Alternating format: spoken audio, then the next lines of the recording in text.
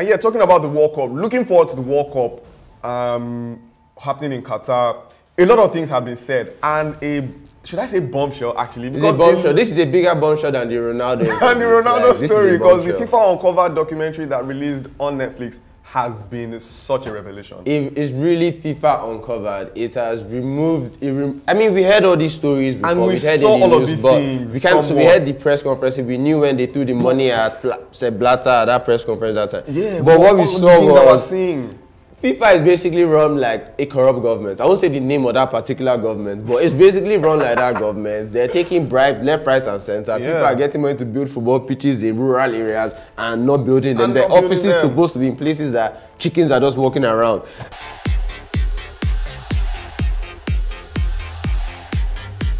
And so for other teams in the Premier League, Liverpool got a win. How did you feel about that? Yes, sir. Yeah, it feels good. Can't complain right now. That's back-to-back wins in the Premier League. 6 points just on the trot. We are above Chelsea now. Top 4 is within reach.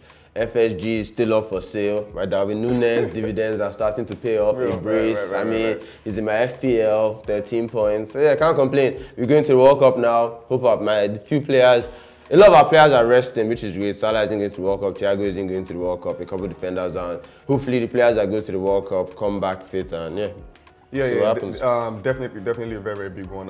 Liverpool, I thought that Liverpool were going to drop points in this game because it looked like they were playing well against the bigger sides and then playing poorly against the smaller sides. And it seems like they found a good rhythm to themselves now. Perhaps. So maybe this break is. Perhaps it's at a bad time because we're in form now. Maybe we would have had the break when we went in form, so we come back in form. But I mean, it's points. Can't say it's points. Yeah, definitely points. And Manchester United, that was a very, very big win for United, a team that has played very well against all the top sides that they've played against so far this season. Against Liverpool, they nearly beat Liverpool. They played that 2-2 draw at the start of the game, at the start of the season.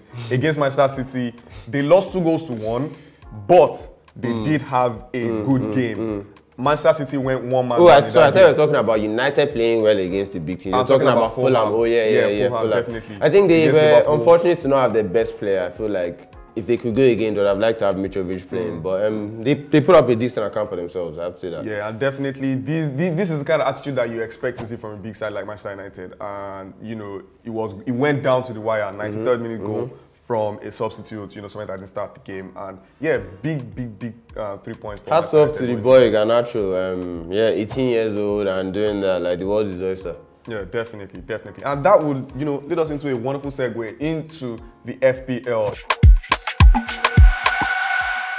You said something about your Darwin Núñez backing beginning to, bear you fruits.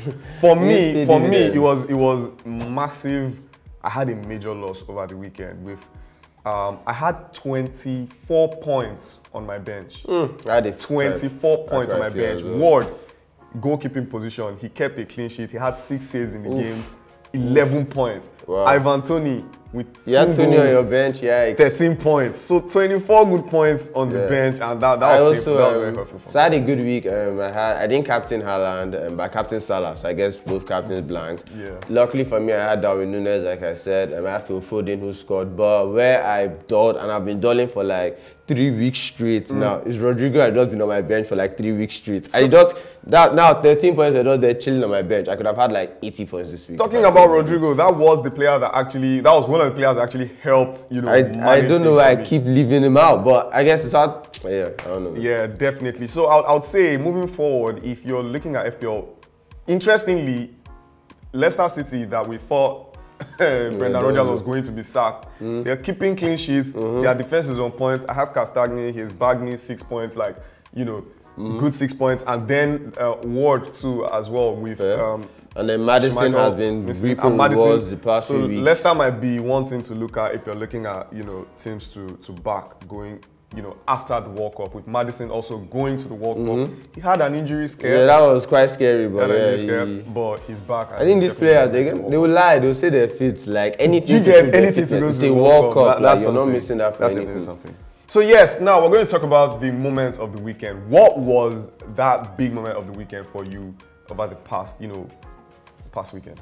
The biggest moments of the weekend. There are a few things we touched on today that I like. I like Nunes' goals, I like Tony's goals.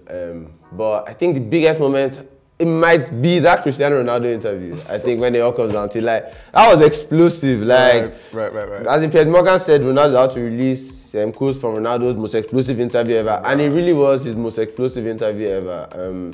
Yeah, you don't see things like that often. This is like the Lukaku one, but this is worse than the Lukaku one. Like he went, he lived long enough. As in they said this in Dark Knight, either die a hero or live long enough to see yourself become a villain. And Ronaldo has become a villain now, and it's just like a soap opera. Yeah, I'm excited to see what comes next, how he plays in the World Cup. There is no coming back from that for him, and it would hurt him more if he goes into the World Cup and he does not perform. It will hurt his global, Yeah, I mean, he's going to try his best to perform, but like he needs. That might be the big realization that your powers have actually dwindled if he goes into the World Cup and he's not performing. I think the Jota injury actually helps him now because there are less options. So even if he's not performing, they might still have to play. But we'll see how it goes, man. It's going to be exciting to watch. Yes, definitely want to look out for. My biggest moment of the weekend was Alejandro Garnacho coming in and scoring the winning goal against Fulham, with Manchester United having Rashford on the pitch, Anthony Martial on the pitch, Christian Eriksen, all that creativity, and then coming on as an 18-year-old in a game that seemed to be, going to.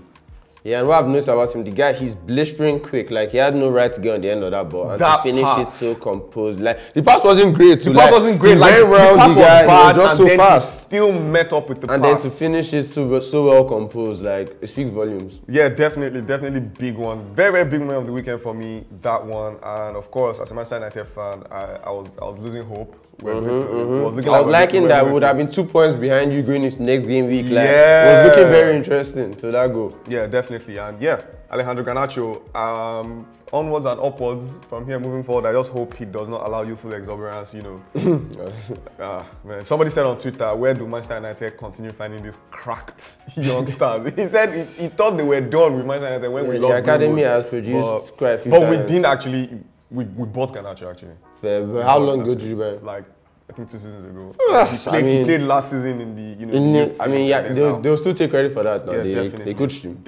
Definitely. And moving on from that, in other sports, massive loss for Adesanya.